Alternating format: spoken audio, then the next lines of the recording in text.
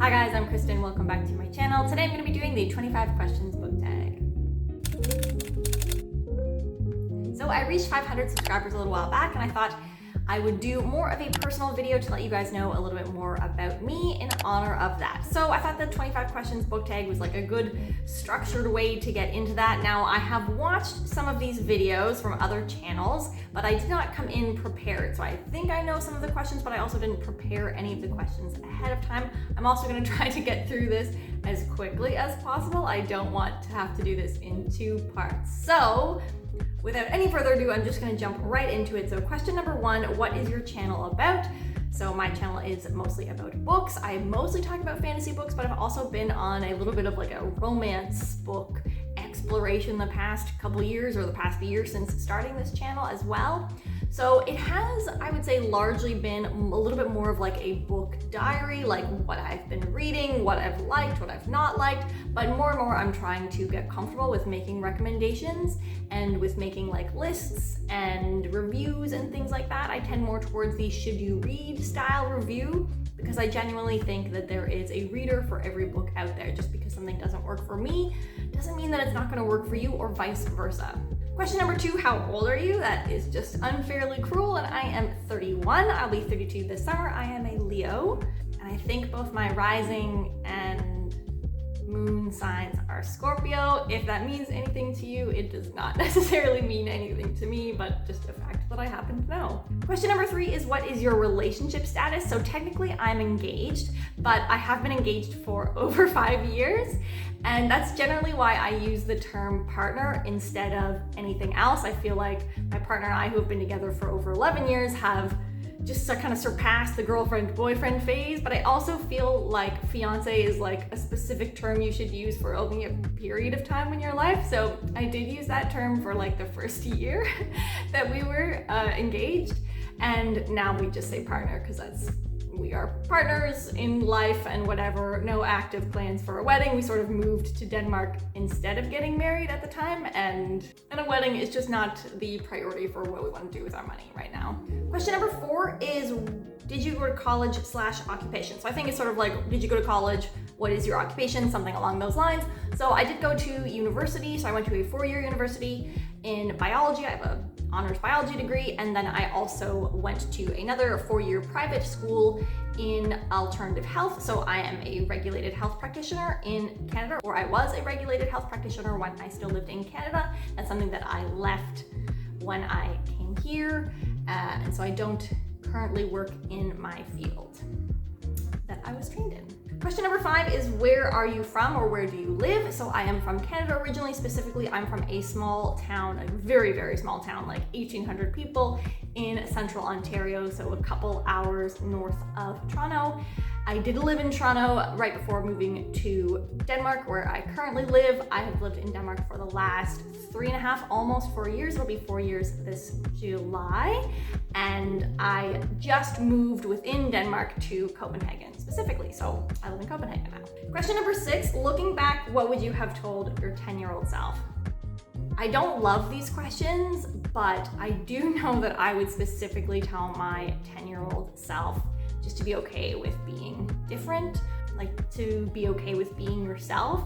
I feel like just after the 10-year-old age, sort of more like 11, 12, is when I started to be a little bit more like socially aware that I was interested in other things than my friends, or that I was weird or a little bit different, or that I had different interests. And I definitely, like, that is when I started to get embarrassed about things. That is when I started to moderate my behavior a little bit more to conform. And I just know that so much of like my angst and turmoil from those like formative teenage years is because of those feelings. And I just wish that that hadn't been the case. And I would say that to other, like any kids of that age in that time period, it's not gonna get you anything by trying to conform. The friends that I made at that time are not the friends that I am still friends with or that I keep in touch with. They are not true friendships from that time period because I wasn't being myself. I'm not saying that it's easy to be different or to have different interests or whatever, but I distinctly remember having a very similar conversation with my nephew this summer. specifically about interest in books and how not many other people were all that interested in them. And you know what, like I wish I had been living a little bit more true to myself at a much earlier age. Question number 7, tell us about your family. So obviously I have like a single partner family here, just myself and my partner, but my immediate family outside of that, I grew up in a very large family. I have 3 siblings, 2 older sisters and a younger brother. The youngest 3 of us are sort of all split 3 years, and my older sister is a few years older than that. She's 10 years older than myself, and then I have an amazing mom and dad. A random neat fact about my family is that my dad, my oldest sister, my next sister, and then me all have birthdays within 3 days of each other, and actually it even goes in order of our age. So my dad and my oldest sister are born on like the 27th, my next sister is the 28th, and I was born on the 29th. So birthdays were always really interesting because we actually just always celebrated together on kind of like one day. We would alternate years on whose birthday you got to have the cake that year, but it was always more of like a big family affair and not like an individual, it's your special day kind of a thing. Question number 8, what is your favorite holiday? Mine is definitely Christmas. I just love the whole Christmas season. Just that whole part of the year is so special, and that's actually the one time that I have the hardest time being away from family is at Christmas. My family was really into like really specific Christmas traditions. My siblings and I actually all slept in the same room when we were little. Actually, like, oh no, not when we were little, like up until like a significant age. But my family just had a lot of Christmas traditions, and so that was always like a really special time for us. So I really struggle not being home for Christmas, and I have not been home for Christmas since moving to Denmark. So the past 4 Christmases, for a variety of reasons, obviously including world events, and hoping to be able to go home this Christmas. That is the plan. I know that Christmas can be a really difficult time period for a lot of people, and I absolutely understand the reasons, but I also think that it can bring out the best in people at that time period. There's something about the atmosphere in the air that just makes people a little bit more like cozy and generally, I think, a little bit friendlier and nicer. And I like just that there's like this shared sense of time, even though it's not a shared event or holiday for everyone, but I like that there's a shared sense of an event or a time period that can have a collective effect on the population or on your community. Question number 9, you have no budget. What is your dream vacation? It's gonna be somewhere warm. It's probably gonna be like Greece or Italy on the coast, and it's just relaxing. Like just, I'm a really big siesta, lie on the beach, read kind of a vacationer. It's anywhere with like a great view, access to the ocean, heat, and a great lounger. Like that's peak vacation for me. Question number 10, name your biggest pet peeves. It's gotta be walking slow in a group, on like the sidewalk or in a mall. If you're in like a group, even 2 people, if you were taking up the whole laneway and walking really slow and not moving over, if I'm coming towards 2 people and the laneway or like the sidewalk, whatever it is, can fit across a max 2 people, I have just as much right to occupy the lane space. I should not have to go onto the road or the bike lane or the grass because 2 people won't like shimmy up or line up in order to let someone else by. But yeah, generally walking really slowly and not being aware of other people who want to get past you, and walking really slowly and like taking up the whole laneway of space, that just gets me. 'Cause I'm a fast walker. I don't need other people to walk fast, but I need space to be able to walk quickly past. Question number 11 is, what book changed your life? I am not good at this because while I have quite emotional experiences with books, I don't read like nonfiction or literary books that like change the way I think about the world per se. I don't feel like I ever have that particular experience, but I would just say in general, the Fiona of our tapestry made me realize how intensely I could feel about a book, like the emotional experience that a book could give me, how connected I could feel to characters and events, how much I could care for something that was, fake, that was written. But definitely the Fiona of Our Tapestry was my first like intense emotional experience with a book, and that definitely made me keep being a reader, or made me get more and more into reading. Question number 12 is, what simple invention changed the world? I'm gonna be real honest with you. This is not the kind of thing that I tend to think about, or these are not the observances that I make about the world. So I'm gonna go with one that I just know and say photography. It's a really simple chemical reaction and process. And the first photographers actually all were chemists, which is really interesting. Like, they were not artists per se, they were just people who were like really curious about the world and about chemistry. Anyway, with photography, I think that opened up the idea of like being able to see and experience things in other places outside of your own experience in a way that was different than other formats before it. I'm not gonna say that it was accessible right away, that's absolutely not the case. But slowly over time, I feel like photography really helped to bring other parts of the world closer together, which is, along with all of the other things that do that, has drastically changed the world.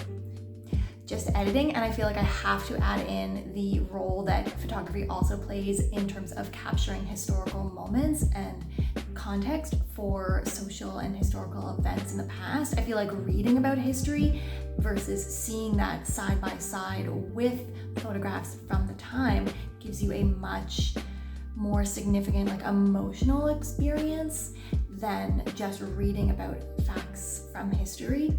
So I think it's invaluable also for capturing the time and what that time period felt like, or what it was like to live in a particular moment.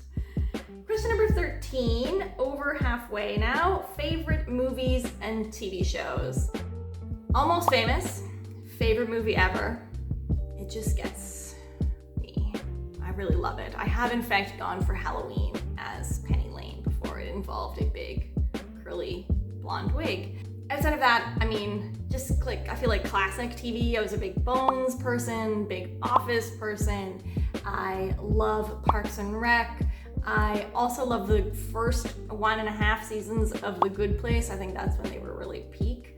My secret guilty pleasure TV is Below Deck. My partner and I are huge Below Deck fans, actually. Otherwise, we don't really watch reality TV, but Below Deck, for whatever reason, is just like perfection. At least some seasons. Some seasons suck. But anyway, 14 is to describe yourself using 3 fictional characters. This is a nightmare for me. This is my nightmare. This and icebreakers. Okay, 3 fictional characters.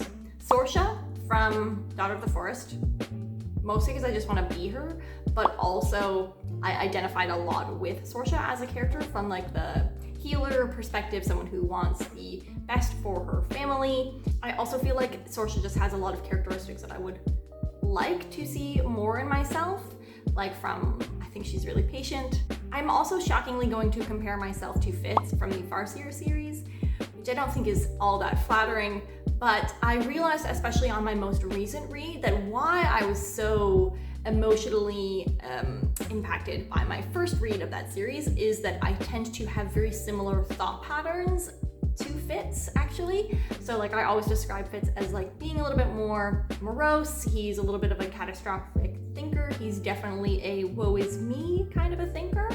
And definitely when I'm in an unhealthy place, like that is where my thought patterns go. Like I think that I get so easily sucked in with Fitz and his moods because that is where I go when I am in a darker place. So Fitz, I'm gonna compare myself to Fitz. Okay, I cannot think of any other. I gave myself like one really good one and one unflattering one, and I just can't think of it anymore. So if I come up with a third one, I will get back to you. I will tell you, but for now, let's just go with Fitz and Sorsha. Okay, what question was I on?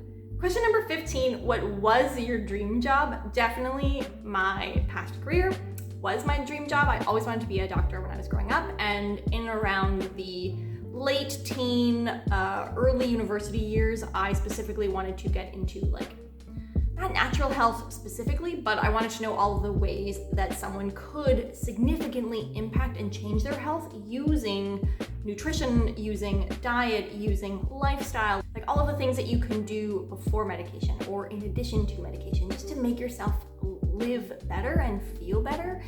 And then I found naturopathic medicine specifically, so I was a naturopathic doctor before coming to Denmark, and that is what I did. It was definitely my dream job. It was the thing that I was always working towards. I won't get into whether or not it was the right job or if it was lived up to everything that I was expecting. That's a whole other story, and I'm keeping this quick today. So, but that, yeah, like working with people, healing and treating people, being a doctor was always my dream job.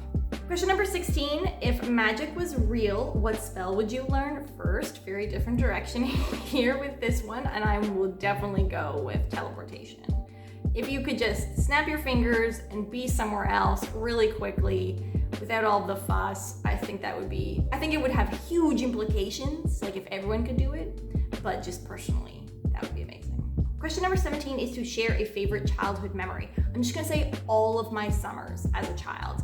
My family was really lucky to have a cottage when we were growing up. It was something that my parents invested in when they were actually quite young and totally redid. My parents are very hands-on and very do-it-yourself kind of people and very capable people. But anyway, we had a cottage. It was really close to our home. And because my mom was a teacher and my dad worked in the area, and because it was so close, we just completely moved to our cottage in the summer to be on the lake. My cottage is absolutely my favorite place on the world. It's like that place that you wish you could physically hug.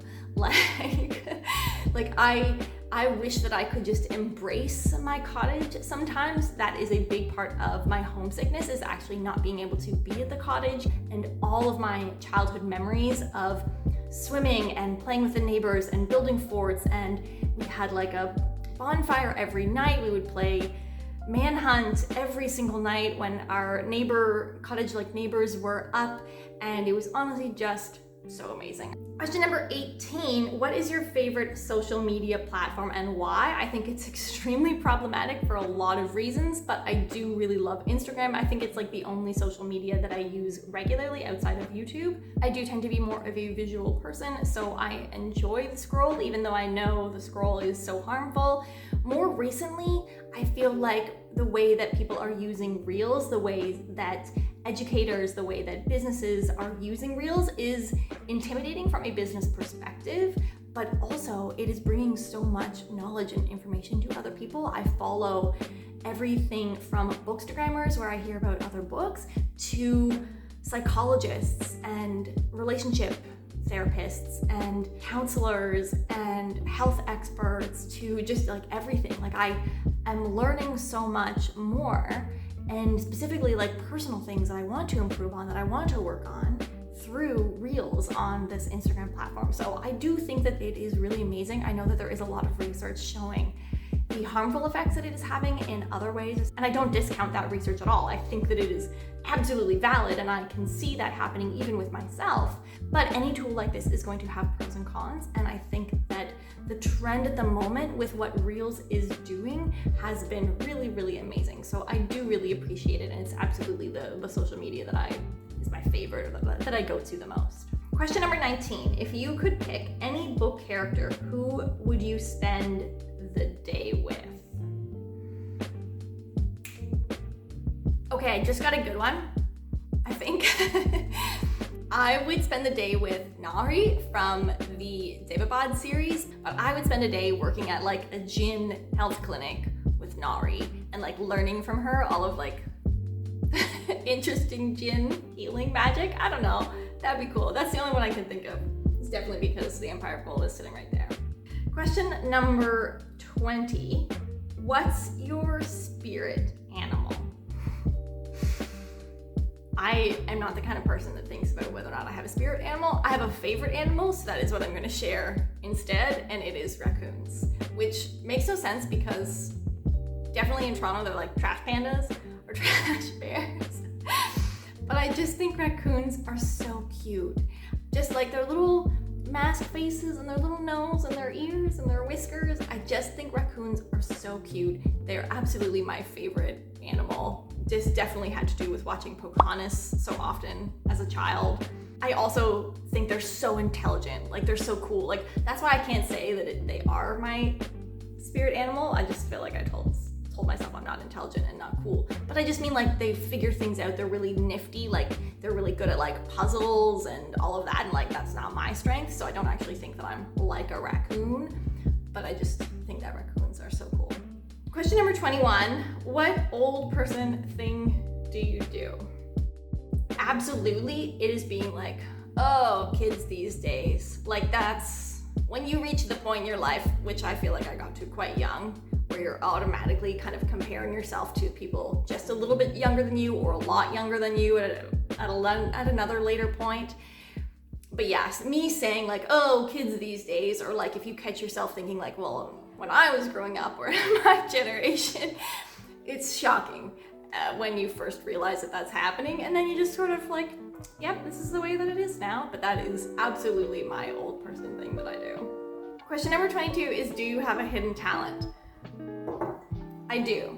I'm not going to explain it at all. I'm not going to give any context. I'm just going to do it.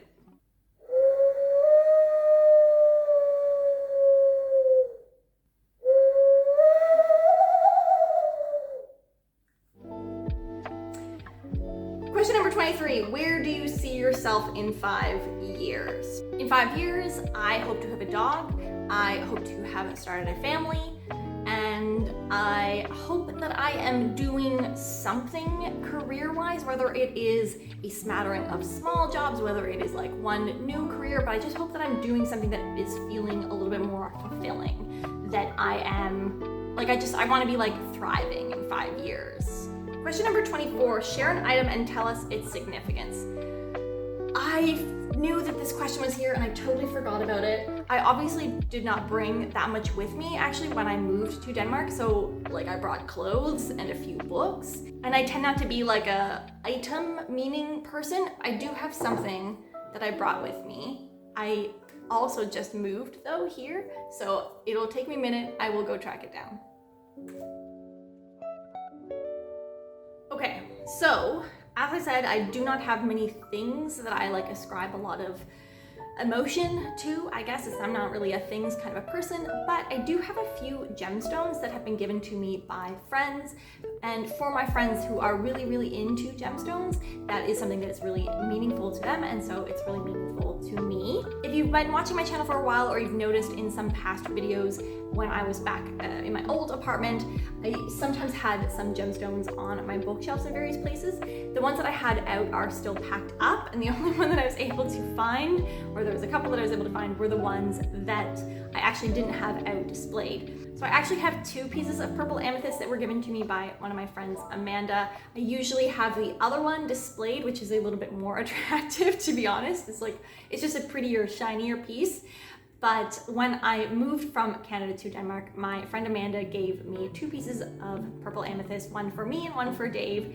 And they are actually like Canadian sourced purple amethyst. And there was a cute little message about bringing like a piece of home with us here. So definitely the amethyst that I have is really meaningful. A lot of my gemstones are from Amanda or from other friends, and they're all really, really valuable to me and important to me for that reason. Okay, question number 25 is just to tag some people. So we've made it to the end of the book tag. I will do the tagging in a second. I'll just say, do the video if you would like. If you don't want, or if you want to wait for another time that better suits, your scheduling, that's absolutely on you. You're welcome to do this whenever or to not do it, obviously. But other than the tags, which I'll do in a minute, just thank you for watching the 25 question book tag. I hope this video wasn't too long. I certainly hope it's not in 2 parts.